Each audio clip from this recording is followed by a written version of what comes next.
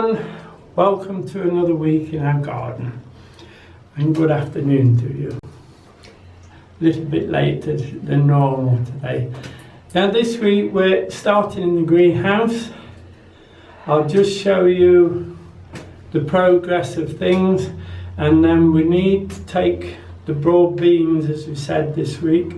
We'll take those down and put them in that little raised bed with a cover on, so they harden up, and then next week put them straight in the garden. Okay? I just wanted to show you this. This is Moneymaker. Nothing was showing last week, but now we've got the first set up nicely, so they're ready for potting on. Everything else seems to be fine. Some cabbages want potting.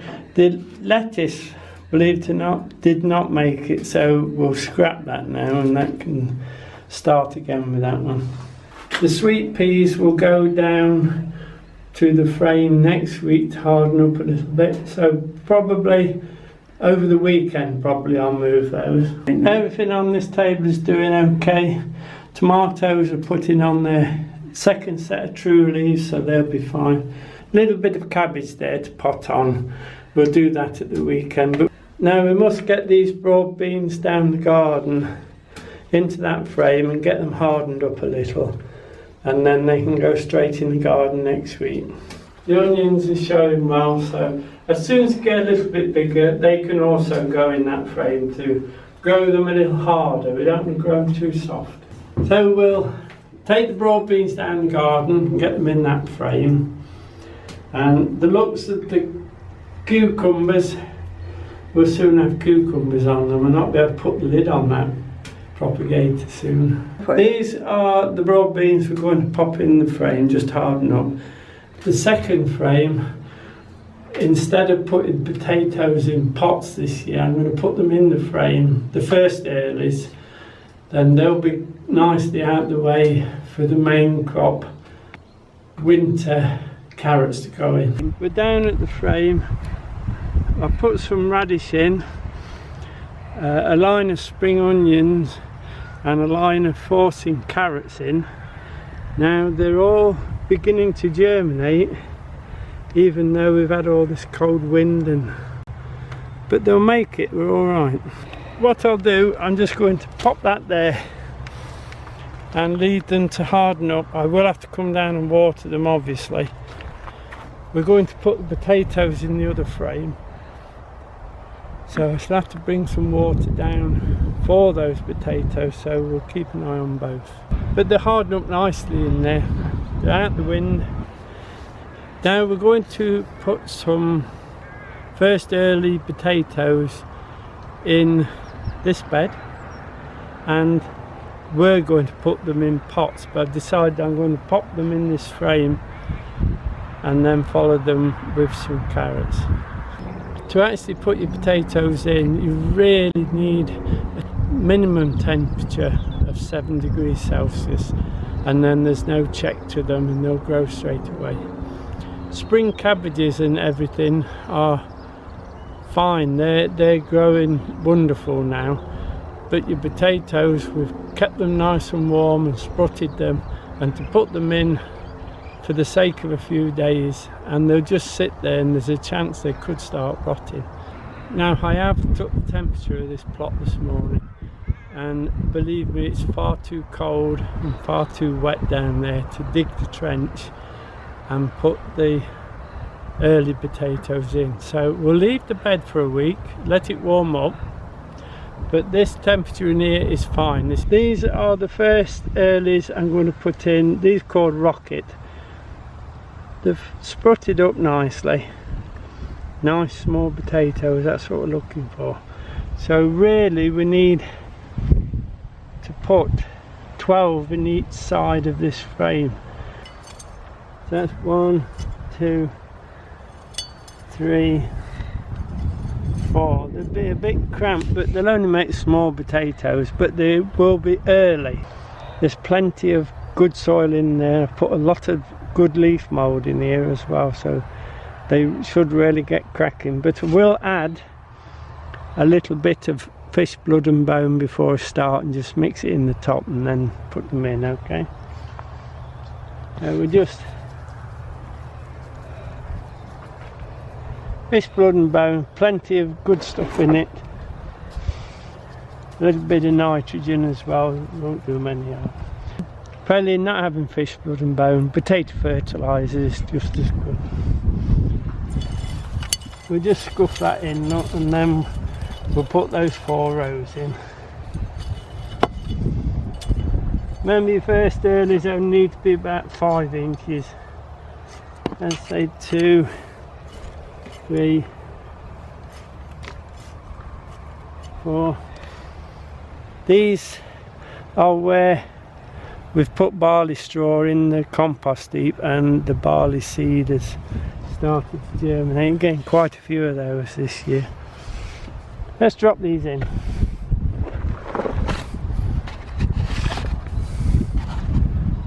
Just put them, don't forget to put them spruts up, they'll be fine. And if I see any that haven't got, there's 3 on most of these, I think I went through them, but if I see one I'll take them off. Anyway, this one, look, that's got, I want those but I don't want those, so I'd knock those off. Okay, there you go, we just want that group there.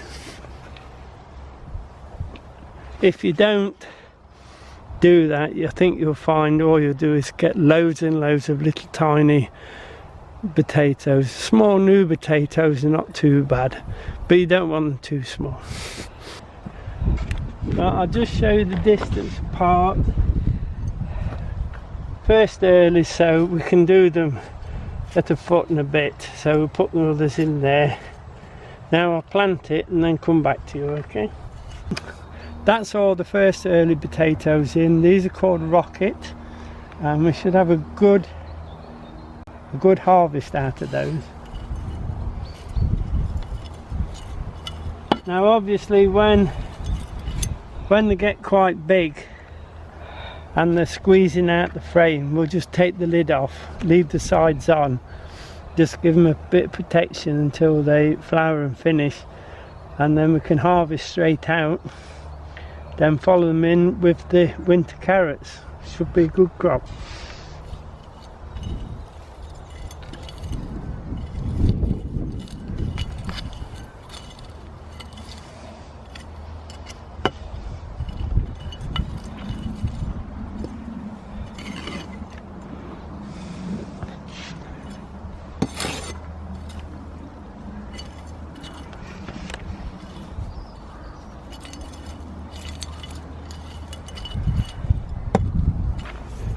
And we'll put the label in to say what they are.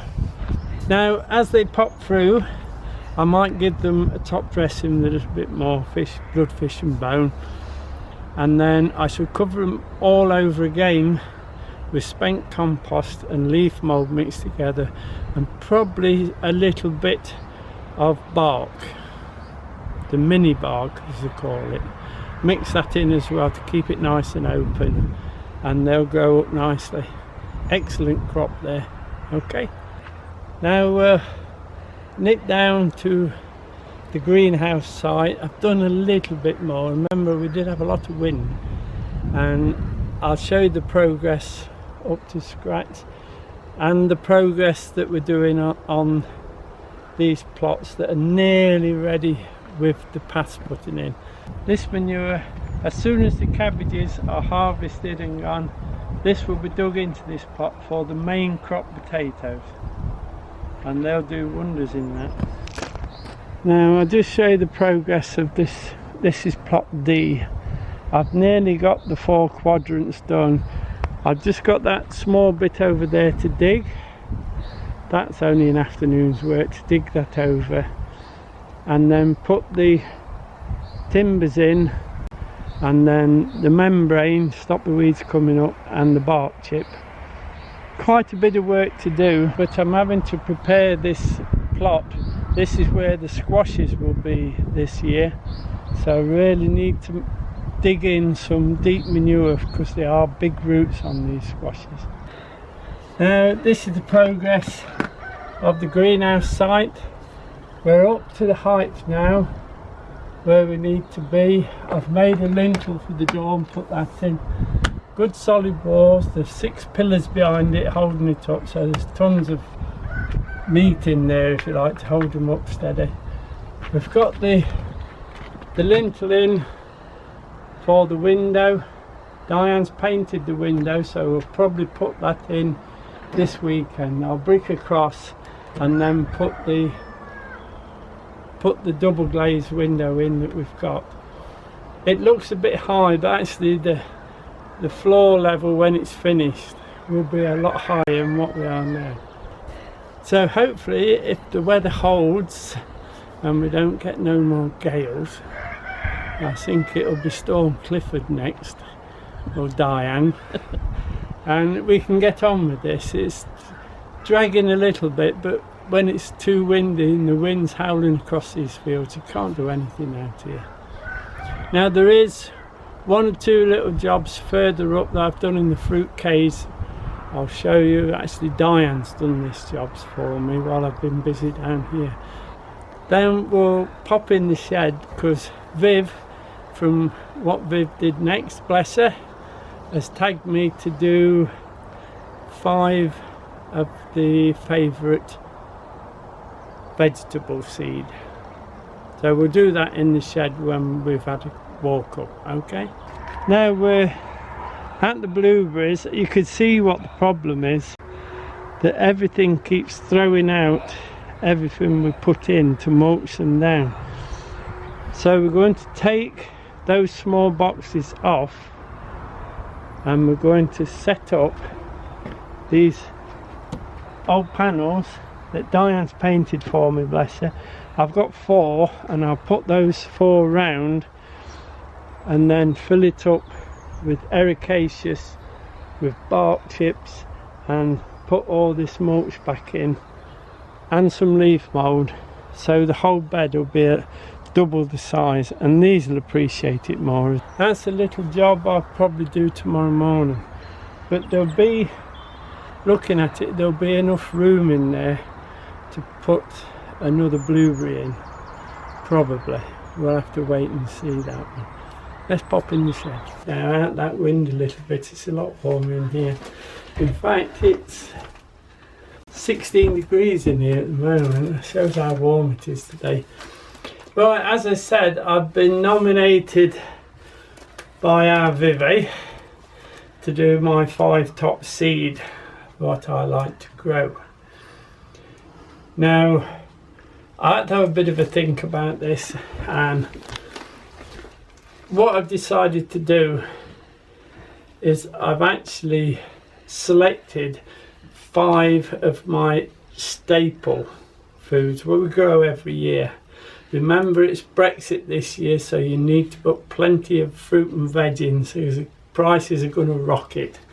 If we ever get to Brexit, that is. But there are certain varieties within the staple foods that I like to grow. Right, so we're going to start. There's no particular order, there's no preference which one I do first, etc. But the first one I'll say is potatoes. We all grow them, we just throw them in, get them up, harvest them, put them in the shed. But this year we had, or last year, we had quite a problem with slugs. So we couldn't keep so many as normal through the winter. I believe we're actually running out now. So because of the slug damage, I'm now, or we now are going to have to buy potatoes for the next few weeks until we can get some ready. So it is an important crop. I like to grow Desiree, you know, the big red ones. If you get them right, they're huge and they're solid and they taste beautiful. You can do anything with them. But saying that, I don't just do Desiree, I do others as well, but that is my favourite potato. Right, my next one, I put cabbage. Everybody grows it again, we all try our best with it, but I like that spring cabbage, the ones you're harvesting now. It's been a long winter and you've managed to grow these through the winter, and they really are a good crop to grow, and they're good for you, which is not bad. So the next one is lettuce. I know lettuce is only lettuce and everybody will grow it. I like to grow little gem. Now the skill with lettuce is to keep planting more seed every, I think I got it down last year about every 3 weeks to keep the supply going all the time. But now we're having the bottom lean-to greenhouse. When we finally get it built, I shall be able to grow lettuce in there nearly, well, this year we've had no winter here this year. I could have grown lettuce in there all year, no problem at all, because it catches the sun beautiful down there all day. So lettuce is a good one for me to grow. My next one on my list is cauliflower. Again, a staple thing, we all grow it. I like the autumn and winter cauliflowers. You know, on those long autumn and winter days when you can just go and cut cauliflower, beautiful. Especially when you're having your hot meals and you put cauliflower to it. Summer collies are fine, but really, if you're growing summer ones, you need to freeze them. Get the right variety for freezing. The autumn and the winter ones, fantastic, can't go wrong with them. My last one is the good old-fashioned carrot. Again, we all grow them, we all need them. We've actually run out of carrots this year because with the long summer they didn't really grow up to size, so we've used them all up as baby carrots. It's Autumn King, the main crop. That's my favourite carrot to grow. It's no problem at all, and it sits there. It can sit there in the snow and you can dig it up and have it for your dinner. Marvellous stuff, carrots, and good for you. The only thing I haven't mentioned on my list, and it's one of my favourite, is the fruit garden. When I started this garden here, I said to Diane, I'm going to grow fruit, nothing else, just fruit garden. It happens to turn out that a fruit garden is only a quarter of it, I think, maybe less.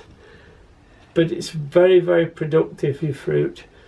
And again, you can have summer puddings off it, strawberries, and beautiful winter puddings. In the middle of winter when it's horrible, and you can have a nice winter pudding of your fruit that you've grown. So I think everybody should have a little fruit garden. That's my top 5. But they're really not my top 5 because I like growing leeks. I like growing nearly all the vegetables. And there's not many vegetables I haven't grown. I like them all. I think you need to grow the vegetables that you eat most and grow enough of those vegetables to last you a year. Or in our case, us and my daughter, Gemma's family and the girls, trying to grow enough to keep those 2 families going.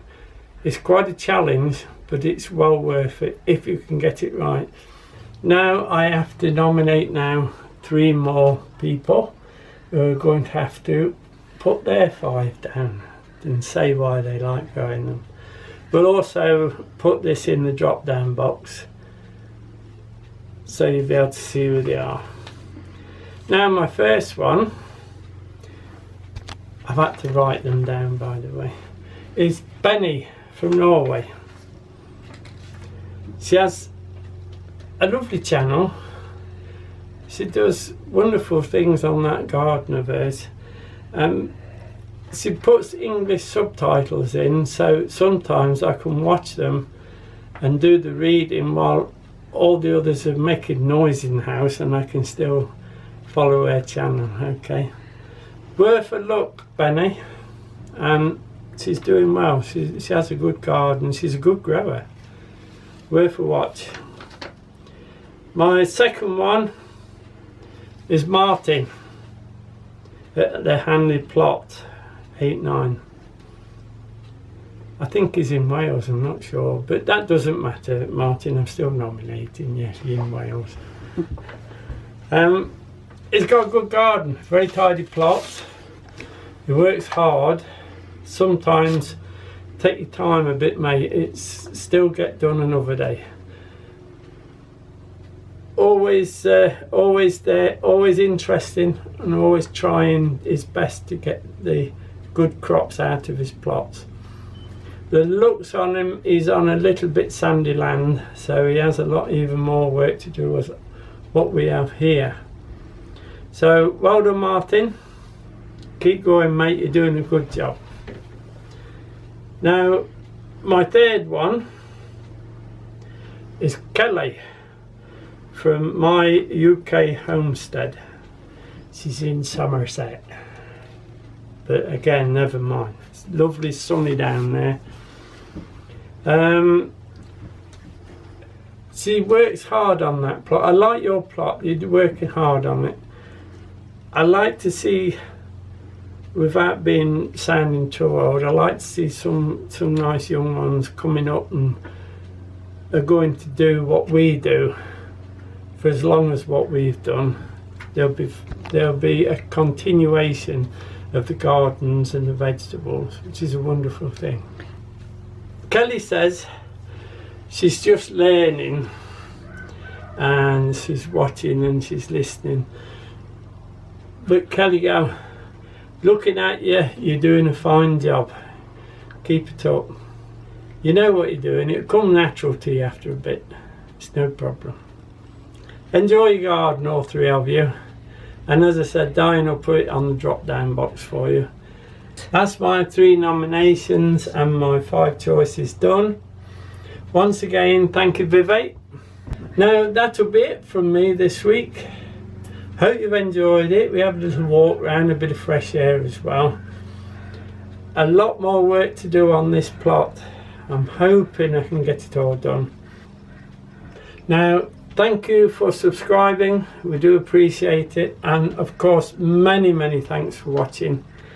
And hopefully, I'll see you next week. Bye now.